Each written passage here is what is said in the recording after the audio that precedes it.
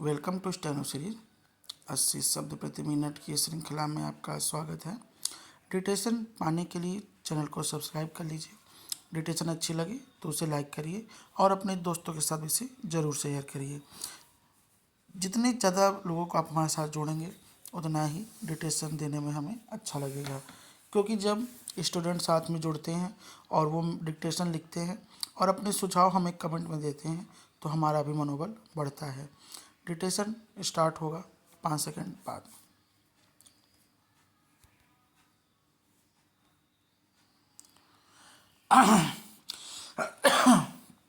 Ready start. किसी शहर की शख्सियत महज पढ़े लिखे लोगों, विद्यालय और विश्वविद्यालय में नहीं बनती।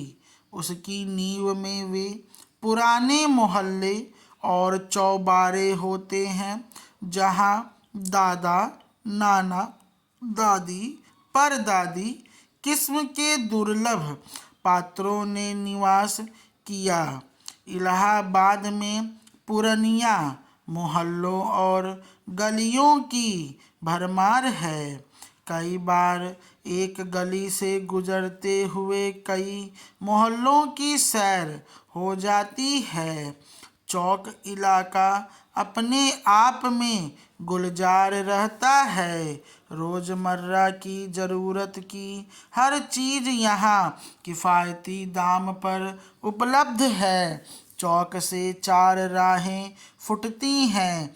एक घंटा घर और जॉनसनगंज की तरफ चली जाती है तो दूसरी खुलदाबाद की तरफ, तीसरी राह बतासा मंडी, गुड़ मंडी, मीरगंज से गुजरती बहादुरगंज, कोठा पारचा होते हुए बाई का बाग, कीटगंज, बैरहना निकल जाती है। चौथी राह कोतवाली से अंदर मुड़ती है, उस तरफ जहाँ शहर की सबसे सघन बस्ती है।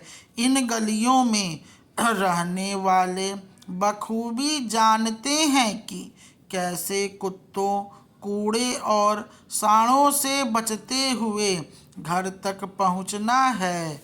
स्कूल जाने वाले बच्चे पतली गलियों में दोनों तरफ की नाली में गिरने से अपने आप को बचाते हुए साइकिल चलाने में निष्णात हो जाते हैं।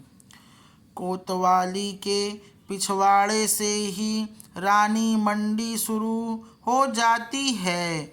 चौड़ी सड़क के एक तरफ बच्चा जी की कोठी और दूसरी तरफ काशी कोठी दो अमीरों की वैभव गाथा के प्राचीन नमूने हैं। यहाँ से सड़क फिर 3 तरफ की गलियों में मुड़ती है। एक हाथ को घनघोर हिंदूवादी मोहल्ला लोकनाथ है तो दूसरी तरफ अतर सुइया और तीसरी तरफ रानी मंडी का अंदरूनी इलाका। मैं रोज़ बैरहना से रिक्शे में बैठकर वापस घर आती। कॉलेज से बाहर निकलते ही मेरे सिर पर घर सवार हो जाता। मैं रानी मंडी की बजाय चौक उतर जाती। पाठक स्टोर से डबल रोटी, बिस्किट वगैरह खरीदकर फल मंडी से केले, संतरे, अमरूद लेती। चौक लांघ कर लोकनाथ की लंबी लंबी 2 गलियां पड़ती। वहाँ सब्जी सस्ती और ताज़ी मिलती। लोकनाथ की गली में मिठाइयों के साथ साथ हरी नमकीन नाम की दुकान भी थी, जिसके समोसे, खस्ता और दम आलू की दुनिया भर में धूम रही। कई लोगों का तो सुबह का नाश्ता ही यह होता। छप्पर वाले हलवाई की दही जलेबी और हरी नमकीन का खस्ता दम आलू, ऊपर से एक कुल्हड़ लस्सी। इलाहाबाद का रईसी नाश्ता था। यही नाश्ता खाने खिलाने ज्ञान रंजन लूकरगंज से लोकनाथ आया करते।